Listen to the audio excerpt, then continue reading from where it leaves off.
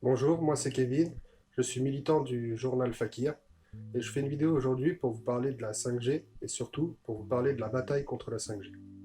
La 5G et même bientôt la 6G. Voilà ce que le gouvernement de Macron, ce que Bruxelles veut nous imposer. Si on ose demander un débat ou un moratoire, on est qualifié pour ne pas dire insulté d'amiche.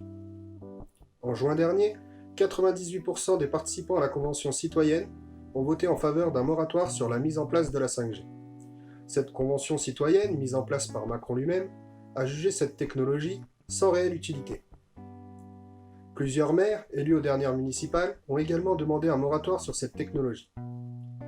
Martin Bouygues a annoncé « La 5G suscite aujourd'hui bien plus de méfiance et de scepticisme que d'engouement et d'enthousiasme. Le gouvernement de Macron sait très bien que les Français sont méfiants. C'est pour ça qu'il impose et refuse tout débat démocratique. Pourquoi nous devons lancer cette bataille? Pourquoi nous devons nous mobiliser? La première raison, c'est la santé. La deuxième raison, c'est l'environnement. Et la troisième raison, c'est la liberté. Mais c'est aussi, et d'ailleurs je vais commencer par là, pour une raison philosophique. Qu'est-ce que le progrès?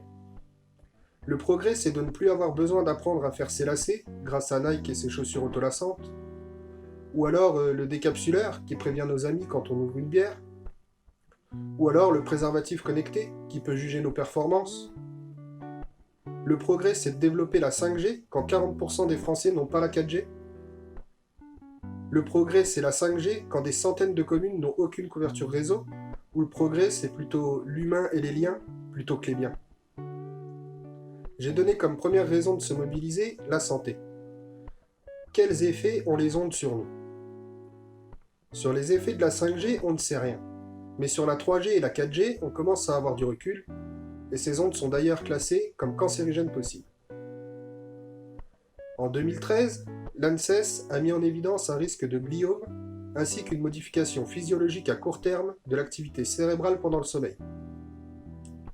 En 2016, l'ANSES toujours avait signalé des effets possibles sur les fonctions cognitives d'une part et sur les bien-être d'autre part.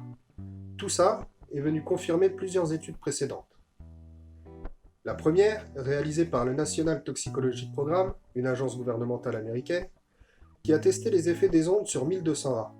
Ils ont remarqué que l'exposition aux radiofréquences chez les mâles a entraîné un nombre plus élevé de tumeurs du cœur et du cerveau, mais aussi un nombre accru de tumeurs de la glande surrénale.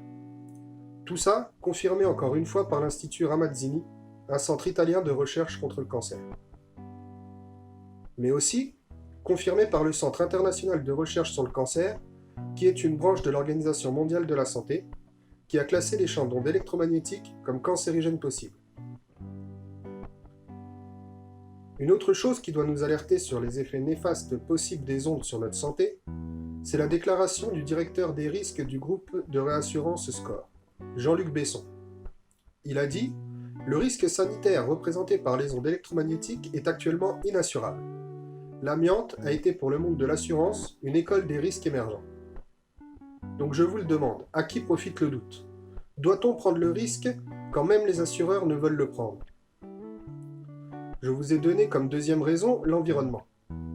Personne aujourd'hui n'ose remettre en question l'urgence climatique, et pourtant. L'arrivée de la 5G va venir augmenter d'environ 3 fois la consommation électrique des opérateurs mobiles.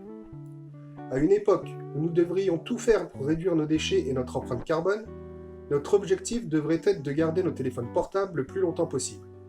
Pourtant, cette technologie va favoriser le changement de nos portables pour pouvoir bénéficier de la puissance de cette nouvelle bande passante. Mais il ne s'agit pas seulement de téléphonie. À une époque où la voiture individuelle pose problème, on s'apprête à en remettre une nouvelle génération sur le marché, la voiture intelligente. Mais aussi tout un tas d'autres objets, frigo connecté, robots qui rapportent les PQ, capteurs qui nous disent si nos plantes grandissent, et encore tout un tas d'autres objets à la con. Je fais confiance à nos industriels pour nous créer de nouveaux besoins et faire grimper par la même occasion nos déchets et notre empreinte carbone. Peut-on parler environnement sans parler biodiversité? Martin Pal, professeur en biochimie à l'Université de Washington, spécialiste des ondes électromagnétiques, prévenait en octobre 2019 devant le Parlement européen que les effets seront particulièrement forts sur les insectes, les oiseaux et tout autre petit être vivant. À l'heure où le gouvernement vient de réintroduire les néonicotinoïdes, Il est essentiel d'arrêter là la surenchère et d'opérer un grand changement de direction dans les décisions politiques. La troisième raison que je vous ai donnée, c'est la liberté. Selon le cabinet Gartner, le plus gros marché pour la 5G sera les caméras qui permettront entre autres la reconnaissance faciale et le fichage biométrique.